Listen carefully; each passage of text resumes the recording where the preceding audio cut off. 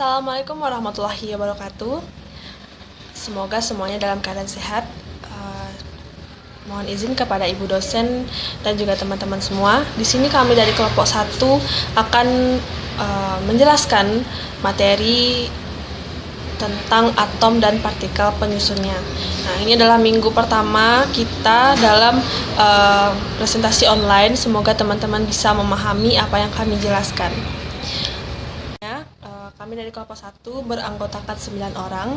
Yang pertama Rahayu Sadila Fitri, Rahma Rizalmi, Ratu Nijalovena, Senja Putri Merlin, Sylvie Wayuningsih, Suci Rama Fidra, Syafa Ratu Ambesa, Violeta Safitri, dan Wahyu Indah Julika. Baiklah, materi pertama yang akan saya sampaikan sendiri. Materi pertama yaitu molekul dalam benda mati dan makhluk hidup. Proses fotosintesis pada tumbuhan memerlukan zat-zat sederhana, antara lain gas karbon dioksida dan air. Pada proses fotosintesis, tumbuhan menyerap sinar matahari sebagai sumber energi untuk menjalankan reaksi fotosintesis yang mengubah gas karbon dioksida dan air menjadi glukosa. Klorofil merupakan senyawa yang tersusun atas beberapa atom, di antaranya karbon, hidrogen, oksigen, nitrogen, dan juga magnesium. Glukosa mempunyai atom-atom penyusun yaitu karbon, hidrogen, dan oksigen. Atom-atom penyusun glukosa tersebut sama seperti atom-atom yang terdapat dalam karbon dioksida dan air. Melalui reaksi kimia, zat-zat bereaksi membentuk zat baru yang mempunyai sifat kimia yang berbeda dengan zat-zat asalnya. Contohnya yaitu pembentukan glukosa. Glukosa yang terbentuk pada proses fotosintesis mempunyai sifat kimia dan sifat fisika yang berbeda dengan zat-zat pembentuknya, yaitu gas karbon dioksida dan air. Misalnya saja, gula berbentuk kristal dan berasa manis, sedangkan karbon dioksida berupa gas dan tidak berasa, dan air berwujud cair dan juga tidak berasa. Lain membentuk senyawa yang tersusun sedemikian rupa sehingga menjadi suatu bentuk tertentu. Selain pada makhluk hidup, benda mati seperti kayu, plastik, air, udara, pakaian, dan benda-benda yang lain merupakan zat kimia yang tersusun atas molekul-molekul tertentu. Dalam senyawa, molekul-molekul tertata sedemikian rupa sehingga memberikan sifat-sifat tertentu. Nah, misalnya saja plastik bersifat lentur karena molekul-molekul penyusunnya mempunyai rantai panjang, sedangkan arang mudah patah karena susunan antar atom-atom penyusunnya banyak terdapat ruang-ruang kosong. Tubuh kita dan juga tubuh makhluk hidup yang lainnya juga tersusun atas berbagai molekul kimia. Molekul ukurannya sangat kecil sehingga tidak dapat diamati dengan mata telanjang dan bahkan tidak dapat diamati dengan mikroskop biasa. Contohnya ketika benda-benda dibakar menyebabkan zat-zat yang terkandung di dalamnya berubah menjadi zat yang lain. Terbentuknya zat baru tersebut ditandai antara lain oleh warna dan bau yang berbeda. Nah, dengan kata lain, bila bau yang kamu cium berbeda berarti kandungan bahan yang ada pada benda itu juga berbeda. Bahan-bahan yang berbeda terdiri atas senyawa-senyawa yang berbeda dengan atom-atom penyusun juga yang ada yang berbeda. Selain disusun oleh molekul yang berbeda, sifat-sifat suatu materi yang berbeda juga dapat disebabkan oleh perbedaan susunan molekul dalam materi itu. Misalnya kayu yang dibuat pensil dan amilum yang ada pada umbi kentang. Pada umbi kentang, contoh lainnya adalah umbi ketela pohon, talas, dan juga beras. Nah, ini mengandung pati atau amilum yang dapat kita makan untuk digunakan sebagai sumber energi. Pati disusun oleh molekul-molekul berantai panjang. Nah, rantai panjang tersebut disusun oleh unit-unit molekul yang lebih sederhana yang disebut glukosa. Molekul glukosa yang menyusun amilum tersusun dari atom C, H, dan O dengan perbandingan tertentu. Kayu yang ada pada pensil tersusun atas selulosa yang juga mempunyai rantai panjang.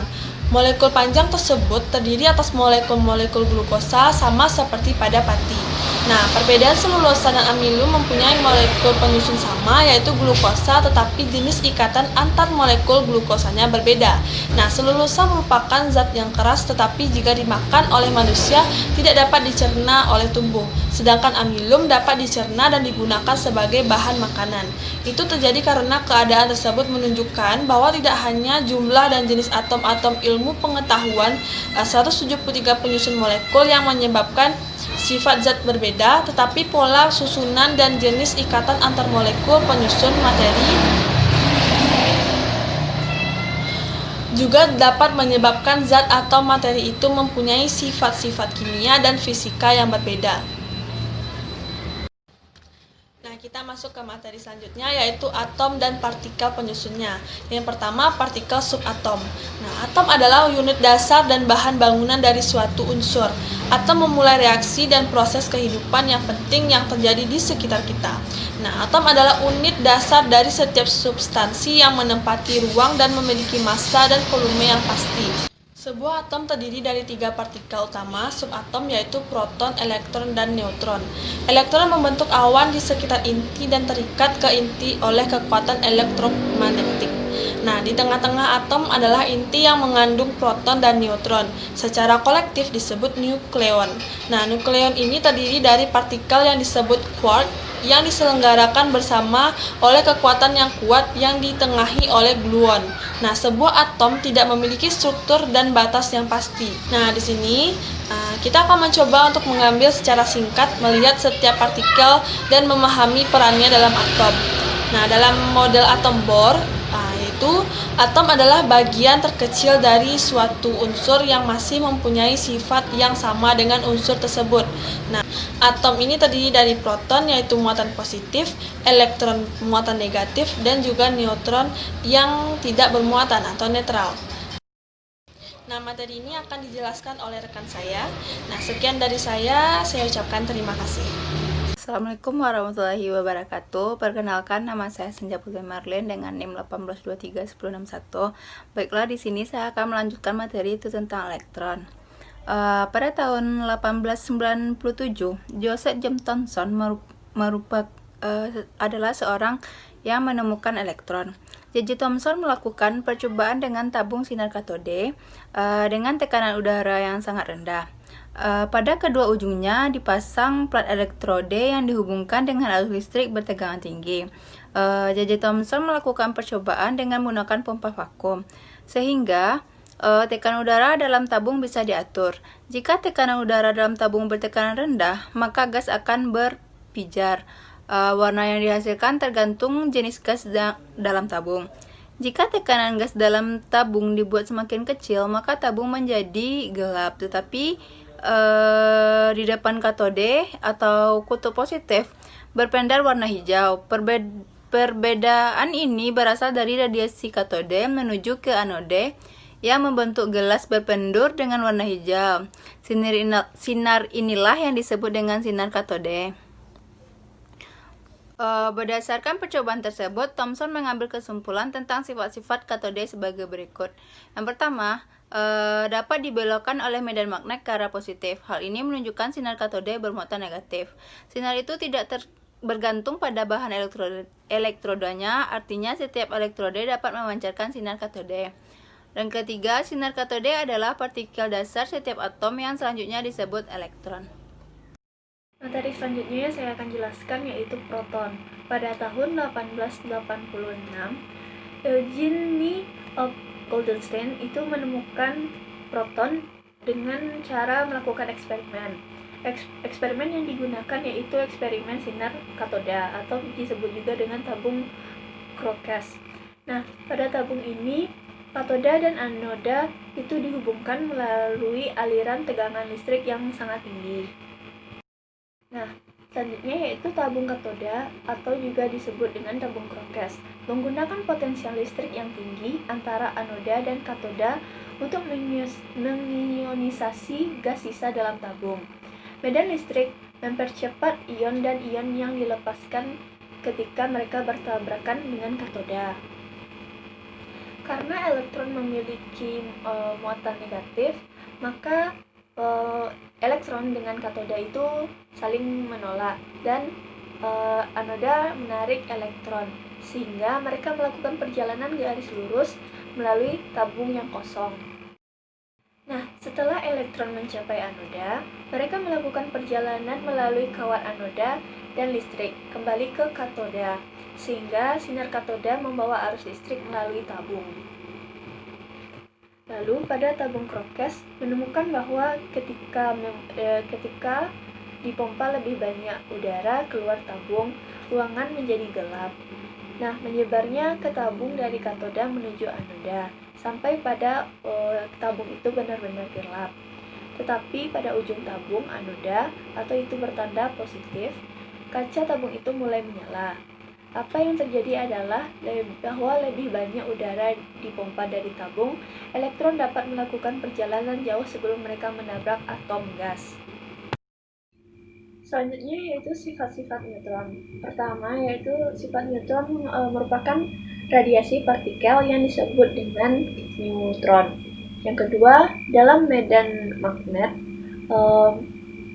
neutron tidak dapat berbelok ke kutub negatif atau elektron dan tidak juga dapat berbelok ke kutub positif atau proton. Sehingga dia menunjukkan bahwa muatan neutron ini bersifat netral ataupun tidak bermuatan. Sekian presentasi dari saya. Terima kasih. Selanjutnya yaitu neutron. Penelitian inti atom yang dilakukan oleh Rutherford tentunya membangkitkan keinginan untuk melakukan penelitian lebih lanjut. Penelitian ini dilakukan oleh W. Bode dan H. Becker. Kedua ilmuwan ini melakukan percobaan dengan menembakkan sinar alfa terhadap barium yang menghasilkan radiasi partikel yang memiliki kekuatan daya yang sangat tinggi. Percobaan itu dilakukan oleh James Chadwick pada tahun 1932. James Chadwick mendapatkan hasil bahwa radiasi yang terdapat pada percobaan itu memiliki muatan partikel yang netral ataupun tidak bermuatan dan masanya sama dengan proton. Baiklah, saya Rahayu Syadila Fitri dengan NIM 18231056 akan melanjutkan presentasi dari kelompok kami, yaitu mengenai nomor atom dan nomor massa. Unsur merupakan zat tunggal atau murni yang tidak dapat diubah lagi menjadi bahan lain dengan reaksi kimia, seperti emas, besi, perak, oksigen, dan masih banyak contoh lainnya. Masing-masing unsur tersebut memiliki karakteristik yang berbeda-beda. Atom-atom dari unsur yang berbeda memiliki jumlah partikel subatom yang berbeda-beda. Semua atom dalam suatu unsur tertentu memiliki jumlah proton yang sama di dalam intinya. Jumlah proton ini unik setiap unsur. Nomor massa suatu atom ditentukan oleh jumlah dari neutron, proton, dan elektron. Untuk penulisan atau cara penulisan nomor atom dan nomor massa, kita dapat melihat caranya yaitu pada PPT, di mana lambang atom unsur kita lambangkan dengan X, sedangkan A merupakan nomor massa, di mana nomor massa tersebut menyatakan jumlah proton ditambah dengan jumlah neutron, dan Z menyatakan jumlah proton. Contohnya dapat juga kita lihat pada PPT, yaitu pada unsur Na, di mana lambang Na merupakan lambang atom, nomor atom Na yaitu 11, dan nomor massa Na yaitu 23. Maka dapat kita artikan bahwa jumlah proton yang dimiliki Na adalah 11, jumlah elektron yang dimiliki Na adalah 11, dan jumlah neutron yang dimiliki Na adalah 23 dikurang 11 yaitu 12. Contoh selanjutnya yang dapat kita lihat pada PPT yaitu penulisan nomor atom dan nomor massa pada atom yang bermuatan positif. Dapat kita lihat pada unsur Al, di mana lambang atom merupakan Al, nomor atom dari Al tersebut adalah 13, dan nomor massa dari Al tersebut adalah 27. Maka dapat kita artikan bahwa jumlah proton yang dimiliki Al adalah 11, Jumlah elektron yang dimiliki Al adalah 13 dikurang 3 yaitu 10, dan jumlah neutron yang dimiliki Al adalah 27 dikurang 13 yaitu 14. Selanjutnya adalah penulisan nomor atom dan nomor massa pada atom yang bermuatan negatif. Dapat kita lihat pada PPT, contohnya yaitu pada unsur S. Lambang dari atom tersebut adalah S, nomor atom S tersebut adalah 16, dan nomor massa S adalah 32. Maka dapat kita artikan bahwa jumlah proton yang dimiliki S adalah 16, jumlah elektron yang dimiliki S adalah 16 ditambah 2 sama dengan 18, dan jumlah neutron yang dimiliki S adalah 32 dikurang dengan 16 yaitu 16. Materi selanjutnya adalah nuklida. Yang pertama adalah isotop. Isotop merupakan atom-atom yang memiliki nomor atom yang sama tetapi nomor masanya berbeda. Dapat kita lihat contohnya pada PPT, yaitu pada unsur C, di mana nomor atomnya sama yaitu 6, sedangkan nomor masanya berbeda. Yang pertama nomor masanya adalah 12, dan atom C yang kedua nomor masanya adalah 13. Yang kedua adalah isobar. Isobar merupakan atom-atom yang nomor atomnya berbeda, unsurnya berbeda, tetapi memiliki nomor massa yang sama. Contohnya pada unsur Na dan Mg. Unsur Na memiliki nomor atom 11 dan Mg memiliki nomor atom 12. Sedangkan nomor massanya sama, yaitu sama-sama 24. Yang ketiga adalah isoton. Isoton merupakan atom-atom yang memiliki nomor atom yang berbeda dan nomor massa yang berbeda, namun memiliki jumlah neutron yang sama. Pada PPT dapat kita lihat contohnya yaitu pada unsur Ca dan K. Unsur Ca memiliki nomor massa 40 dan nomor atom 20. Dapat kita artikan bahwa jumlah neutron dari unsur Ca tersebut adalah 40 dikurang 20 yaitu 20. Dan pada unsur K memiliki nomor massa 39 dan nomor atom 19. Dan dapat juga kita artikan bahwa jumlah neutron pada unsur K tersebut adalah 39 dikurang dengan 19 yaitu juga 20. Jadi dapat kita lihat kedua unsur ini memiliki jumlah neutron yang sama, namun nomor atom dan nomor massanya berbeda. Baiklah, sekian materi dari saya. Selanjutnya akan dilanjutkan oleh rekan kelompok kami. Baiklah, saya Silvi Wahyuningsih, NIM 1823162. Saya akan melanjutkan materi mengenai prinsip-prinsip dalam pembentukan dari molekul, yaitu konfigurasi elektron dan ion. Yang pertama yaitu konfigurasi elektron. Agar lebih mudah mempelajari susunan elektron dalam suatu atom, maka digunakan istilah kulit-kulit atom sebagaimana teori Bohr untuk tingkat-tingkat energi. Dengan demikian, suatu atom mempunyai kulit K, N-nya sama dengan 1, kulit L, N-nya sama dengan 2, dan seterusnya. Masing-masing kulit atom ditempati oleh sejumlah elektron. Setiap kulit mempunyai jumlah maksimum elektron yang dapat menempatinya. Misalnya, kulit K maksimum hanya dapat ditempati oleh 2 elektron. Apabila atom tersebut mempunyai elektron lebih dari 2, maka elektron berikutnya akan menempati kulit yang lebih tinggi. Pengisian elektron pada kulit-kulit atom dimulai dari pengisian kulit terdalam atau yang mempunyai energi paling rendah. Terlihat pada gambar yaitu tingkat energi atom dan jumlah elektron maksimal, yaitu pada kulit K elektron maksimalnya 2, pada kulit L elektron maksimalnya 8, dan pada kulit M elektron maksimalnya yaitu 18. Selanjutnya yaitu terlihat pada tabel pengisian elektron secara berurutan dimulai dari kulit K kemudian ke kulit atom yang lebih tinggi. Terlihat pada gambar, salah satu contohnya yaitu atom helium, natrium, dan klor, sesuai dengan urutan jumlah elektron maksimal yang dapat ditempati elektron. Namun, pada kalsium yang mempunyai 20 elektron, kulit atom K dan L berturut-turut ditempati oleh 2 dan 8 elektron, sehingga tersisa 10 elektron. Walaupun kulit M dapat ditempati 18 elektron, tetapi jumlah elektron yang tersisa hanya 10.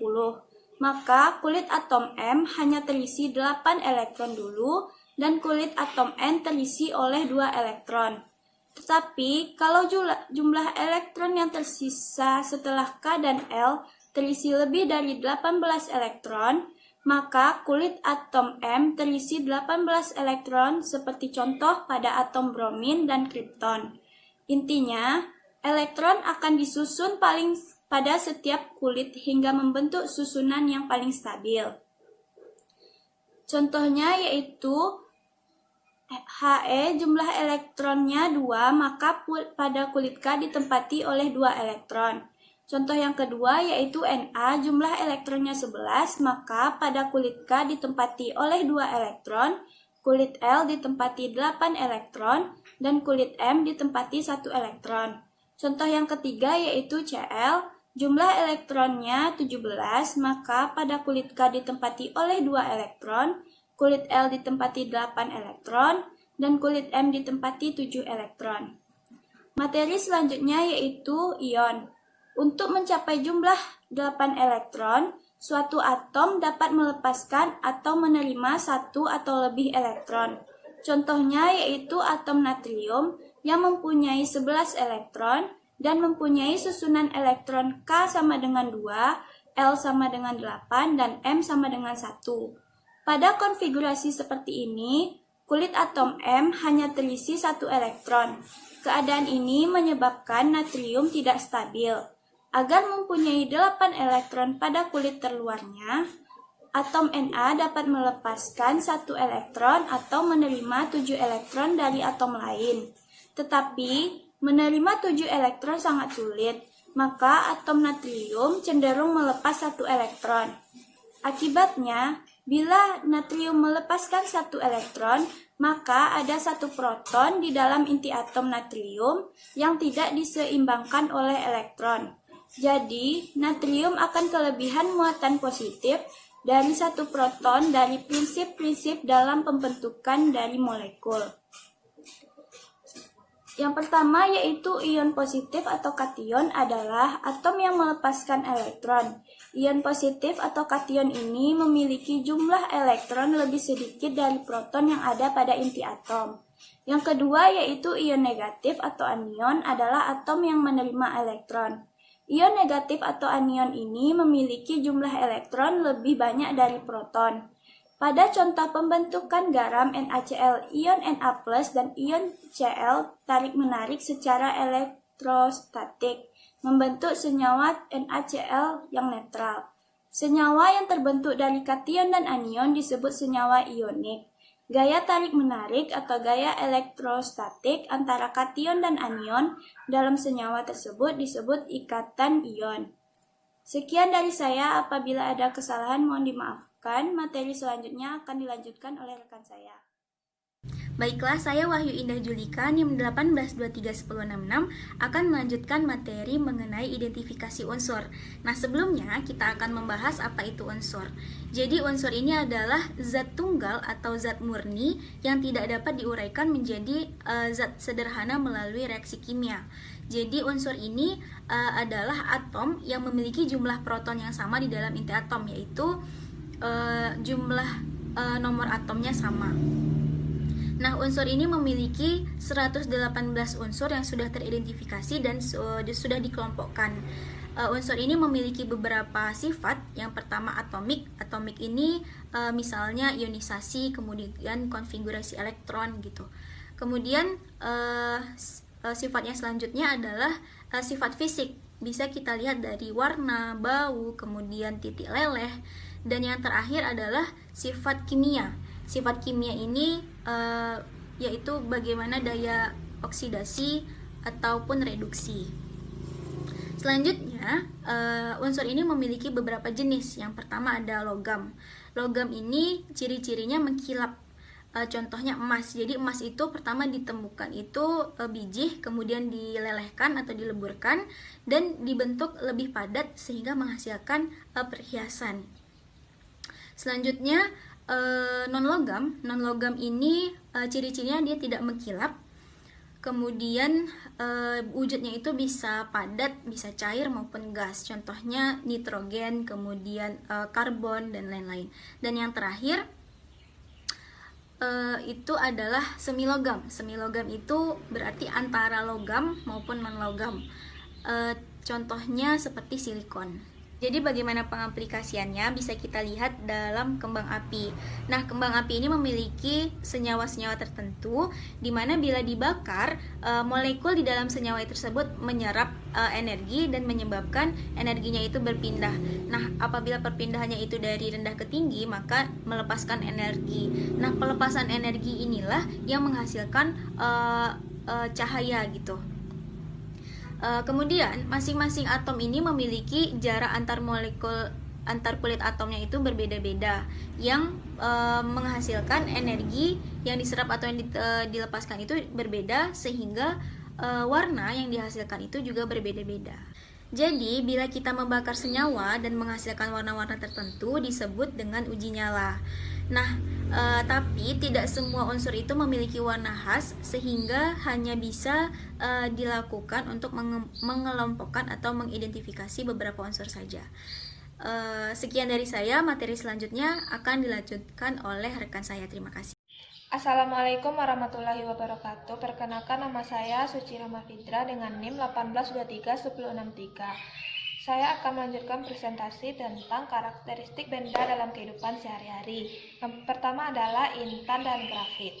Intan merupakan salah satu batu berharga dan merupakan kristal yang sangat indah. Intan biasanya digunakan sebagai perhiasan, sedangkan grafit biasanya digunakan sebagai bahan untuk isi pensil. Intan dan grafit tersusun dari atom yang sama, yaitu atom C atau karbon. Pada intan, masing-masing atom C mengikat 4 atom C lainnya, yang mana diikat dengan ikatan kovalen membentuk struktur tetrahedral. Struktur ini membuat intan bersifat sangat kuat, keras, serta memiliki titik lebur hingga 3550 derajat Celcius. Pada grafit, atom C berikatan dengan 3 atom C lainnya membentuk lapisan heksagonal atau struktur berbentuk datar yang terbentuk dari struktur berbentuk segi 6. Antar lapisan diikat oleh suatu gaya yang disebut gaya van der Waals yang lemah, sehingga grafit lebih rapuh dibandingkan intan. Struktur grafit yang demikian menyebabkan elektron mudah berpindah-pindah, sehingga grafit merupakan bahan yang bagus sebagai penghantar listrik. Selanjutnya adalah plastik. Plastik terdiri dari beberapa jenis dan terdiri dari kode-kode. Yang pertama adalah PET atau polietilen terephthalate atau kode 1. PET merupakan salah satu plastik yang sering digunakan sebagai wadah makanan. Plastik PET dapat kita temukan pada hampir semua botol air mineral dan beberapa pembungkus plastik. Plastik ini dirancang untuk 1 kali penggunaan saja karena untuk beberapa kali pemakaian, plastik ini dapat menyebabkan bersifat racun yang dapat berbahaya untuk kesehatan manusia. Yang kedua adalah HDPE atau High Density Polystyrene atau kode 2. Plastik jenis ini biasanya digunakan untuk pembungkus sampo, botol susu, dan lain-lain. Plastik ini merupakan plastik yang paling aman digunakan karena membutuhkan biaya yang sedikit untuk proses daur ulangnya. Selanjutnya adalah PVC atau polyvinyl klorida atau kode 3. Plastik PVC memiliki sifat lembut dan fleksibel sehingga plastik ini digunakan untuk selang saluran air dan biasanya digunakan beberapa pembungkus makanan. Hal ini pada pembungkus makanan PVC tidak baik digunakan karena mengandung beberapa racun yang dapat membahayakan kesehatan manusia. Selanjutnya adalah LDPE atau Low Density Polyethylene atau kode 4. LDPE biasanya ditemukan pada pembungkus baju, kantung layanan cuci kering, pembungkus buah-buahan agar tetap segar, dan pada botol kemas. LDPE dianggap memiliki tingkat racun yang rendah dibandingkan plastik lainnya sehingga aman untuk digunakan. Selanjutnya adalah PP atau polipropilen atau kode 5.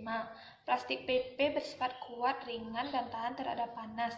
Plastik PP mampu menjaga bahan yang ada di dalamnya dari kelembapan, minyak, dan senyawa kimia lainnya. PP biasanya digunakan sebagai pembungkus makanan pada produk sereal sehingga tetap kering dan segar. Juga PP digunakan sebagai ember, kotak margarin, dan yogurt, sedotan, tali isolasi, dan kaleng plastik cat. Plastik ini dianggap aman jika digunakan kembali dan dapat didaur ulang. Yang keenam adalah PS atau polistiren atau kode 6. Polistiren atau styrofoam merupakan plastik yang murah dan ringan dan mudah dibentuk. Plastik ini banyak digunakan dalam berbagai kebutuhan. Biasanya plastik PS digunakan sebagai botol minuman. Namun karena memiliki racun di dalamnya sehingga untuk membungkus makanan, plastik ini sebaiknya tidak digunakan karena dapat membahayakan kesehatan.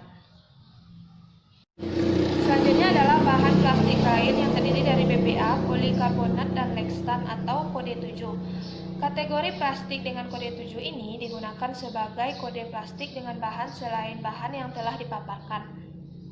Sebelumnya, plastik ini biasanya digunakan untuk membuat aksesoris kendaraan.